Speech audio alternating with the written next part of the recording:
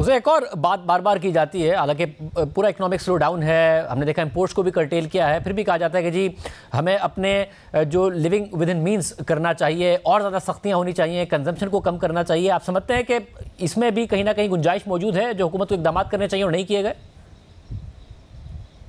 मैं और कई लोग महीनों से कह रहे हैं कि राशनिंग की जरूरत है, both in terms of foreign currency as well as कि आपकी एनर्जी जो कंजम्पशन है, आपने वर्कडेज छोटा करना होंगे, लोगों को घर से काम करना है, हुकूमत के अंदर जहां तक हो सके वो करना होंगे। बांग्लादेश जैसे ममालिक ने ये किया समर्स के अंदर, तो हमें भी यही करना पड़ेगा।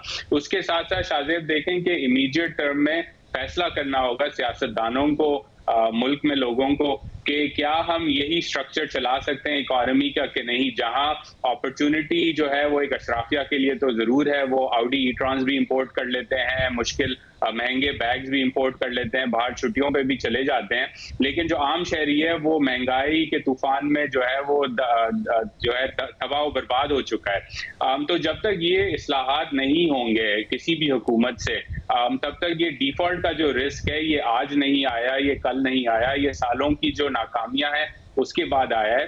तो जब तक फॉर एग्जांपल मैं आपको एक फैक्ट दे दूं कि भारत का शहर पूना जो है वो सिंध के सूबे से ज्यादा रियल एस्टेट टैक्स जमा करता है। तो पाकिस्तान में जो ये हमने खुली छूट दी हुई है अनारकली के बाजार के ताजरों को या रियल एस्टेट में स्पेकुलेटर्स को, ये जब तक खत्म नहीं होंगे, डिफॉल्ट रिस्क और लिविंग विद इन मींस का जो इशू है वो चलता ही रहेगा। यूसुफ साहब, आप कहिएगा कि ज़रूरत है अभी भी सख्तियों की? पहले बहुत सख्तियां हुई हैं कि राशनिंग की जाए, किसी भी तरीके से कंजम्पशन को और कम किया जाए। देखिए, जो जुलाई से नवंबर तक है हमारी इंपोर्ट्स हैं, उसमें तो आप देख रहे हैं कि तकरीबन $6.5 बिलियन की कमी पहले हुई है। तो हम मुल्क को बंद तो नहीं कर सकते, तेल तो हमें चाहिए है। हमारे जो ऑयल के स्टॉक्स हैं वो भी काफ़ी लो लेवल पर हैं, तो वो तो हमें तेल इंपोर्ट करना पड़ेगा। और ये अगर हम उसको थोड़ा सा कम भी करें तो मैं नहीं समझता कि इससे कोई बहुत बड़ा फर्क पड़ेगा। तो जो हमें रीशेड्यूल करना है, मैं तो ये समझता हूँ, मेरी नाचीज़ राय यही है कि rescheduling of debt has become inevitable. Akbar साहब, आप कहिएगा, आपकी सवाल से क्या राय है? मेरा ये ख्याल है कि जब इलेक्शंस हो जाएंगे और जो भी पार्टी जीत के आएगी वो सबसे पहले IMF के सामने जाएगी और बहुत बुनियादी उसको रीस्ट्रक्चरिंग करनी पड़ेगी, क्योंकि ये जो आज हमें मसाइल सामने दरपेश हैं ये पहले भी थे लेकिन इस वक्त ज़्यादा संगीन है। पहले डिफ़ॉल्ट का नाम कोई नहीं लेता था, अब सिर्फ डिफ़ॉल्ट की बात कर रहे हैं। रीशेड्यूलिंग की बात होती थी लेकिन वो भी टाल देते थे, अब कुछ लोग कह रहे हैं रीशेड्यूलिंग। और आप जो बात कर रहे हैं कि भाई दुकानें आधे दिन खुली रहें, फिर एक दिन छुट्टी हो, फलां हो, ये वो हो, ये हम अफोर्ड नहीं कर सकते, क्योंकि तरक्की भी करनी है, आगे भी करनी।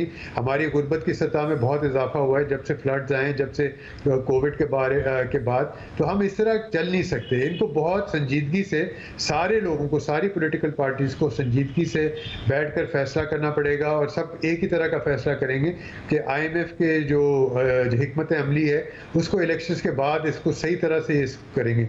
वो अच्छा है या बुरा है, उसके असरात क्या होंगे वो अलग बात है, लेकिन ये उससे पहले कुछ नहीं होने वाला। खकान नजीब साहब, आप कहिएगा, जैसे ही ग्रोथ आती है तो करंट अकाउंट डेफिसिट आता है। अब करंट अकाउंट को कर्टेल कर भी रहे हैं तो फाइनेंशियल अकाउंट में मसले हैं, क्योंकि हमें कर्ज की अदायगियां करनी हैं। क्या करें? क्योंकि ज़ाहिर मुआशी स्लो डाउन होगा तो मुआशी बदहाली आएगी, मगर दूसरी तरफ ये क्राइसिस पैदा हुआ है। तो ये सवाल है शाहजेब साहब कलीदी, और इस पे तो कभी हम बहस रखेंगे कि फंडामेंटल चेंजेस क्या हैं, क्यों पाकिस्तान की इकोनॉमी 5% पे आके एक बैलेंस ऑफ पेमेंट्स क्राइसिस में चली जाती है। But in the short run भी कुछ चीजें करने की हैं जो हम नहीं कर पा रहे, और वो हमें ना IMF रोक रहा है ना ही कोई और मना कर रहा है। वो क्या है?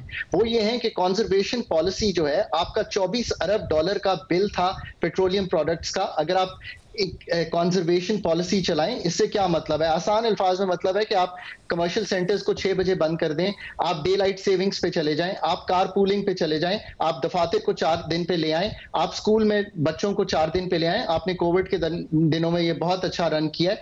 जब अगर आप ये सब कुछ करेंगे तो ये आपका इंपोर्ट बिल कम कर देंगे। नंबर 2, आप अपने रियलिस्टिक एक्सचेंज रेट पे रहें। देखिए, इसमें कोई शक की गुंजाइश नहीं है कि एक्सचेंज रेट एक ऐसा मैकेनिज्म है जिससे आप इंपोर्ट्स को मैनेज कर सकते हैं। साथ साथ ठीक है, इन द शॉर्ट रन दो I am not a fan कि इंपोर्ट्स को कर्ब किया जाए, बट स्टेट बैंक के एडमिनिस्ट्रेटिव मेजर्स जो ले रहा है स्टेट बैंक, उनको कुछ अरसे के लिए हमें रखना पड़ेगा। But realistic exchange rate, monetary policy tightening जो कि ठीक की गई है वो भी करें, और दूसरा अपना एक्सपेंडिचर्स को कट करें फिजिकल साइड पे भी। अभी भी आपने 1% ऑफ जीडीपी का पहले क्वार्टर में खसारा रन किया है। आईएमएफ के साथ आपने 0.7% ऑफ जीडीपी एग्री किया था। जब आप 1% पे जाते हैं तो आप याद रखिए कि इंपोर्ट्स भी बढ़ती हैं, सो वो भी करें। अगर ये सारे मेजर्स आप ले लें इन दी इमीडिएट, और बहुत जरूरी हो गया है कि आप पीएसडीपी की रीअप्रोप्रिएशन करके लोगों को दिखाएं कि वो प्रोजेक्ट्स जिनकी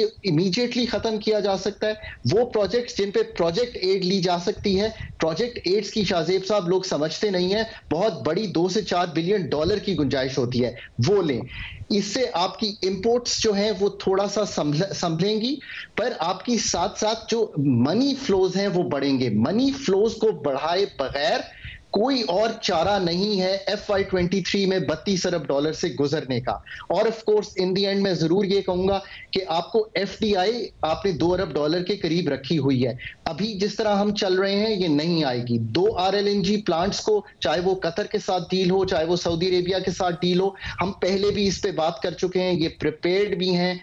इनको जरूर ऑफलोड करें सो दैट आप पैसे ले सकें। कुछ SPOs करें, OGDCL का कर सकते हैं, PSO का कर सकते हैं, ताकि आप 2 से 4 अरब डॉलर यहां पे ले सकें। अब ये मेजर्स हैं जो सामने आने चाहिए, जो कॉन्फिडेंस देंगे जिटरी मार्केट्स को कि वो इस परसीव्ड डिफॉल्ट रिस्क से पाकिस्तान को निकाल सकें।